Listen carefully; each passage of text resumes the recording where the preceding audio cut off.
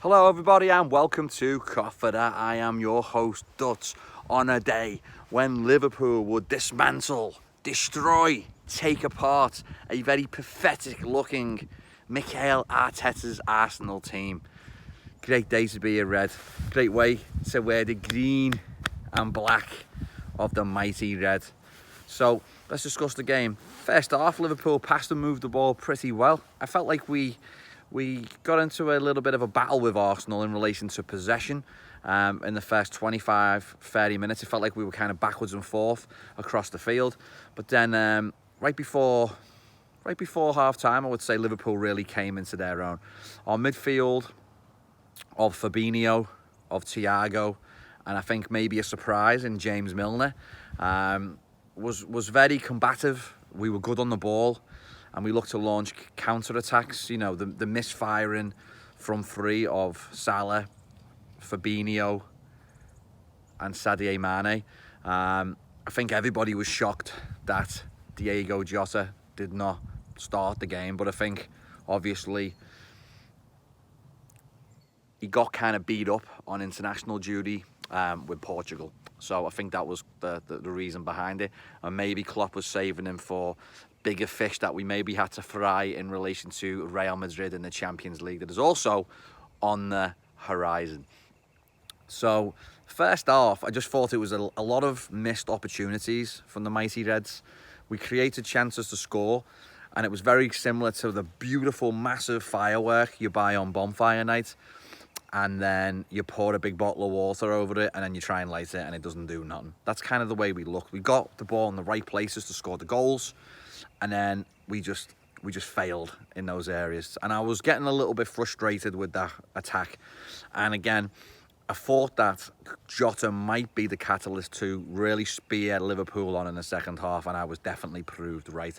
I think also Trent Alexander-Arnold had a point to prove with not being included in England's recent friendly games. And let's be honest, we don't give a toss about England if we're Liverpool fans. You know, we cared about Liverpool first and England second.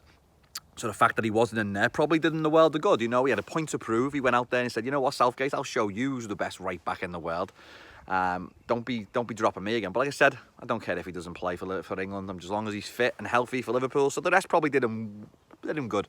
Now, the beautiful thing about a James Milner is obviously his versatility in relation to playing left back. So we hook Robbo off at one point during the game, you know, and we can play Milner, and that allows us to bring in another midfielder, because we have a lot of midfielders centrally.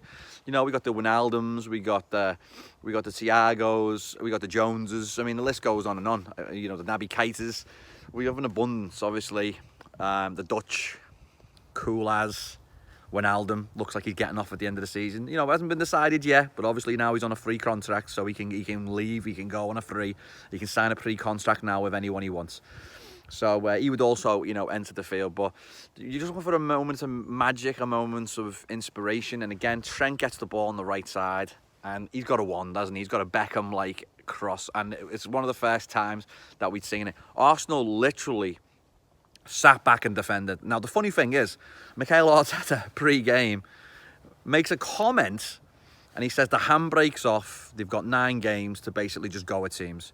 And we never saw that from Arsenal today. They sat back. They tried to park the bus. They played like most teams have played against Liverpool since Christmas. You know, everybody behind the ball, trying to block passing lanes, trying to frustrate the mighty Reds. So in certain areas, it was successful just until that moment of brilliance from Trent. Gets the ball on the right, whips in a beautiful Beckham-esque quality cross. Liverpool had changed to a 4-4-2 at this point when we brought on a central midfielder and, you know, moved things around. We took off Robbo. Like I said, Milner went in at left back. And we added this second centre forward. So I don't know if Bobby had kind of gone into a cam role as an attacking centre mid, or he was playing straight up 4-4-2. Well, anyway, it worked, because as soon as we changed that, Jota's been on the pitch a couple of minutes, and a cross from Trent Alexander-Arnold was absolutely exquisite, champagne football. And then Jota was up like a salmon to bullet header the ball into the gloves of the Arsenal goalkeeper, Leno, who kind of parried it into the roof of the net to make it Liverpool 1. Dirty Arsenal scum 0. Awesome. Like, fantastic. And then we just went on from strength to strength there. I felt like we got better and better and better. Arsenal, I think they had 2 shots on goal and they were both poor efforts. One was a cut inside and Alisson's made a comfortable save, but a good save for strong hands. You know, he's rocking the moustache. He looks like a World War II fighter jet pilot, which is pretty cool. But he wasn't really troubled. Defensively, we looked epic today. I just thought as a whole, every player had a good game. Like our centre-halves were strong today. I just wonder if Klopp's going to look back at this season when he's, you know, in his moments on his own and he's reflecting, and does he regret taking the Hendersons, taking the Fabinhos and putting them at centre-back? Because right now, I think we're 3 clean sheets in a row in the league. Our centre-back partnership looks fantastic. We're not really troubled. You know, Kabak has done awesome. We got the header machine next to him who just heads the ball for fun. We just look good. And then Fabinho in the centre mid. I mean, our midfield. I was talking about this with my friend Paul Armbruster as I was driving up to sunny Connecticut today from New Jersey. And I was going over the Tappan Zee Bridge, and I always call my friend Paul Armbruster right as I hit Brewster, New York. So I called him up and we were having a little bit of chat about Liverpool because he was getting excited. He lives over on the Wirral in a town called Morton, where I'm from. And Armbo was about to go out and get some beers, you know, so we could enjoy the match. And we were just chatting about the midfield, and we were talking about, you know, the impact that Fabinho had in the centre of the park, and that conversation that Jordan Henderson had with Jurgen Klopp, where he was saying, you know, let me play on the right. Because at that point in time, I feel like a lot of Liverpool fans, including myself, thought that Jordan Henderson's time had come up. Well, did he prove us all wrong? I mean, not me. I'm, you know, big number 14 fan, massive Hendo supporter. So for me, he's never done anything wrong in my eyes. You know, a lot of Liverpool fans compared him with the legend that is Steven Gerrard. Steven Gerrard could be the greatest Liverpool player to ever grace the pitch at Anfield. I mean, Kenny Dalglish, Steven Gerrard, they could be in a similar ilk. A lot of people will say Kenny. You know, fans of my generation will say Gerrard. But Gerrard might just sneak it, you know, over Kenny. I don't know, it's close, but on this day, little change of subject. Okay, Liverpool are 1-0 up. Let's go back to that. We're 1-0 up. Jota's just scored a header off a cross. But on this day, Barnes to Rush. 25 years ago, I was in the Cop in my season ticket.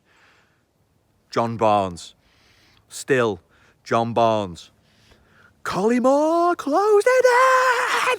Liverpool doing it! Stoppage time! Get in!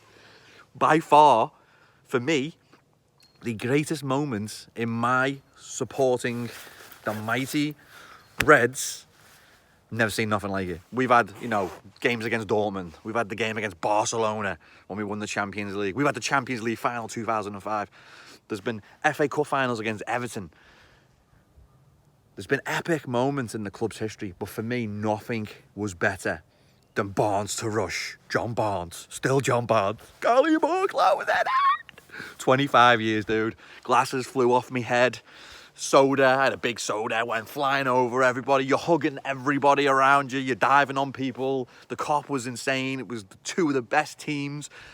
2 of the best teams in the country at the time. Liverpool, Newcastle, with the Manchester United team. You know, the ilk of Beckham and Giggs, all fighting for the top spot.